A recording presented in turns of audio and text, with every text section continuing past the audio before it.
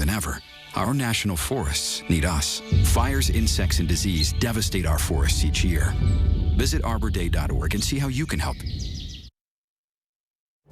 This is Hawaii News Now. Right now at 10, breaking news as authorities investigate possible human remains in a Hawaiian homelands community.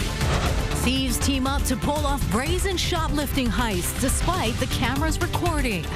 A police officer accused of violating a protection order is no longer on the run. A community fights to keep a planned high-rise from rising too high. And our first alert forecast calls for more showers into the night. And that breaking news that we begin with is in a remote area of Kula, Maui. Police have been there for 5 hours and counting after the discovery of possible human remains near the Waiahuli Hawaiian homestead region. Officers have been staging near the intersection of Keanuhea Street and Kauila-Aha Street. Sources tell us the actual location of the possible remains is far off the main road. Officers are on scene. They're blocking lanes and directing traffic. We'll bring you any updates on air and online at hawaiinewsnow.com.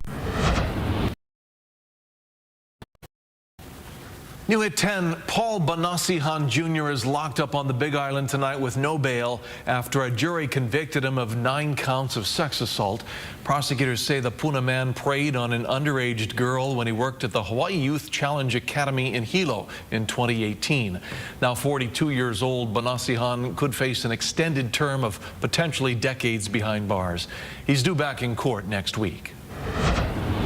Hawaii County Police say a young man died last night after igniting an apparent illegal firework. Our Jolani Martinez is here now with more on a new task force that aims to prevent these kinds of tragedies. Jolani? Hawaii County Police say witnesses saw 20-year-old Glenn John Nakata holding a launcher above his head when it went off, sending him to the ground with a substantial head wound. There was a lot of people in the parking lot. The way it was described is that he was pushed back from where he was standing. Captain Calvin Delaris says Glenn John Nakata was fatally injured in the parking lot of the Makalapua shopping center in Kailua, Kona. He was rushed to a hospital but was pronounced dead just before midnight. I take it to heart. It is an unfortunate, tragic event that happened. You know, he is a young man. He is someone's son. We always have these reports of injuries and people taking the celebrations too far, so it's just a sad thing to hear. Senator Jared Keaho-Kalole co-introduced a bill that was recently signed by the governor to create an illegal fireworks task force of federal, state, and local law enforcement agencies. What it calls for is convening the group to specifically address interdictions, which is busting the dealers, figuring out ways to prevent imports, but also figuring out ways to ensure that the law that currently exists is complied with. It's hardly a new effort. 12 years ago, an illegal fireworks task force sent a report to the state legislature explaining how explosives are usually smuggled to Hawaii in shipping containers. But the state estimates nearly 13 million tons of cargo arrives in our ports every year. Too much to search. The state has also increased fines and police departments have attempted crackdowns, but the illegal aerials continue. We can't ban people from acting recklessly, but overall, this just happens too much. So there is something we can do about it. And I think everybody understands that we do need to take action and figure out a way to curtail, you know, especially the really inconsiderate and unsafe stuff that goes on in our community. Besides the death in Kona, Hawaii County responded to about 40 fireworks-related calls during the holiday. And Maui County says fireworks are suspected of causing 2 brush fires. One in Kihei burned about 50 acres along with construction material, and a fire in Paia scorched about 4 acres.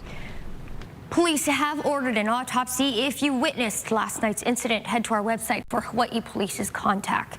Jolani Martinez, Hawaii News Now. Thank you, Jolani.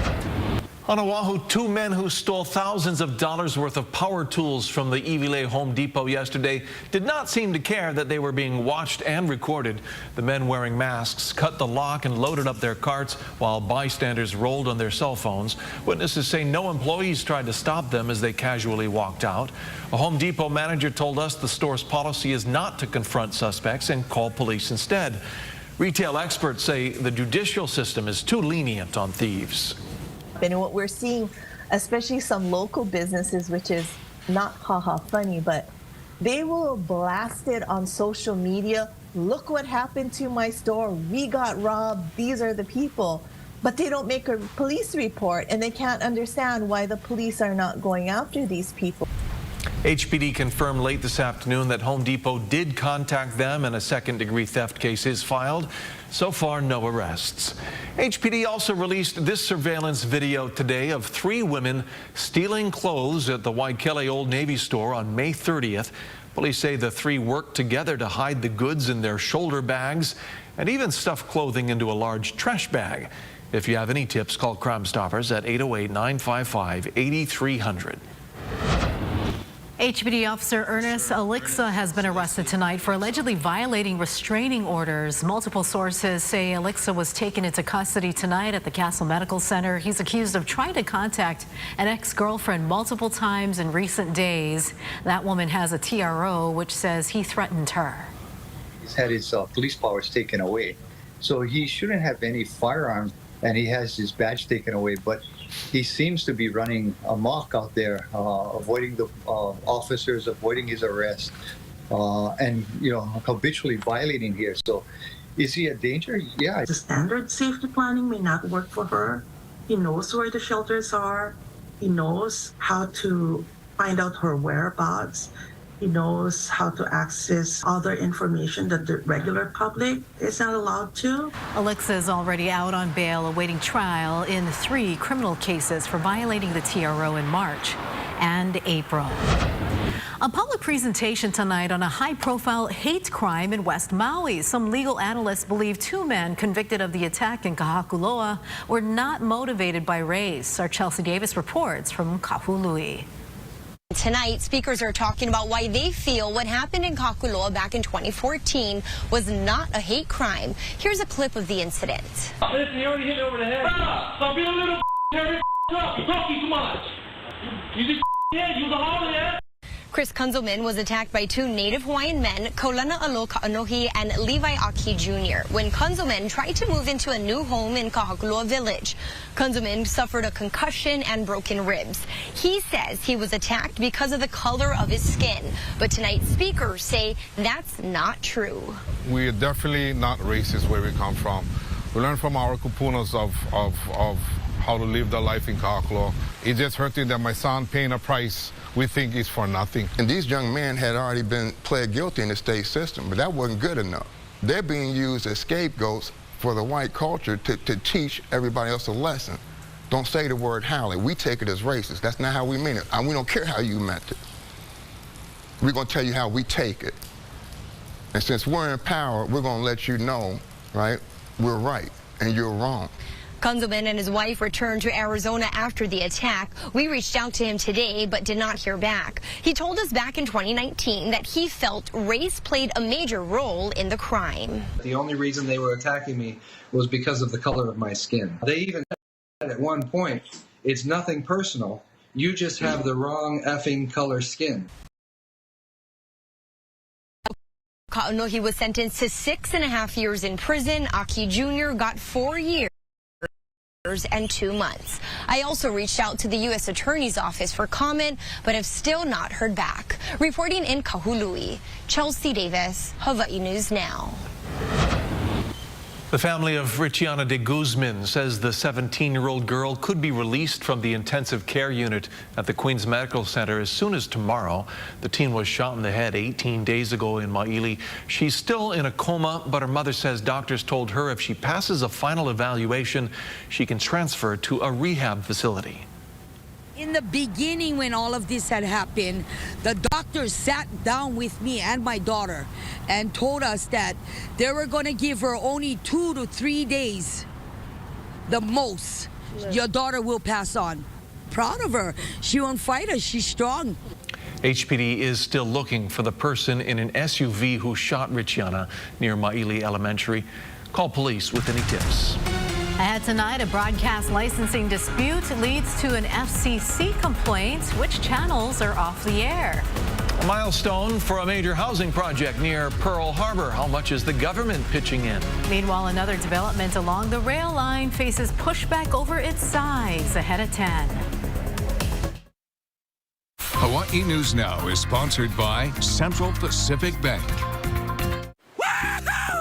All right! There he goes again. Yeah, baby! My little buddy here is exceedingly excited because he just switched to Central Pacific Bank. They go above and beyond! You go, guy. Truth is, he's never gotten so much personal attention from his bank. I exist! And he's crazy about their mobile app. It's epic! Without CPB, I wouldn't have a leg to stand on. CPB! I told him to cut down on the caffeine. All the places we can go. Watch me. Watch me grapple, move, and pin. When I hit the mat, don't underestimate the grin. I've got state championships and medals to show. But it's about more than just winning. This you should know. Overcoming odds through therapy and care. The road was long. Now opponents beware. Watch me. Game-changing sports medicine at Shriners Children's. The most amazing care anywhere. Since 2005, PVT Land Company has awarded more than $1 million in college scholarships to more than 350 high school graduates on the Waianae Coast. This year, 21 exceptional students earned PVT scholarships. PVT is proud to assist these students as they pursue their dreams. And let's also recognize the teachers and parents who showed them the way. PVT, supporting academics, athletics, and the community on the Waianae Coast. Don't look at your phone when I'm trying to say something important. Don't decide for me whether it's important. Don't say I'm just a kid. Just a kid. I'm just a kid. I'm just a kid. And if I ignore it, it'll go away. Because it might not go away. Even if you don't know what to say. Even if you don't say anything at all. I need to know you're here. And that you're listening. It's my life. It's my life. It's my life. It's my life. Just listen. First Alert Weather is our way of delivering critical weather information to you as soon as we track it. You've told us that you want to know when we know, and First Alert Weather makes that possible. We'll alert you on your phone and on TV with clear information about what's coming and what action you can take to stay safe. It might be to evacuate, take shelter, or just give yourself an extra 10 minutes to get to where you're going. First Alert Weather is a service we provide for you, and it's only on Hawaii News Now. This is Hawaii News Now. New at 10, if you're a Hawaiian Telecom subscriber, several TV channels will be blacked out until further notice as the service provider tries to negotiate a new contract with Nexstar Media, the largest broadcasting company in the country. Hawaiian Tel has filed an FCC complaint against Nexstar, which owns KHON, My Network, and the CW. Hawaiian Tel says Nexstar is using aggressive negotiating tactics, including blackouts and raising prices nearly 5 times higher than Hawaii's inflation rate. Nexstar's contract with Hawaiian Telecom expired on June 30th. We've reached out to Nexstar for comment and are awaiting a response.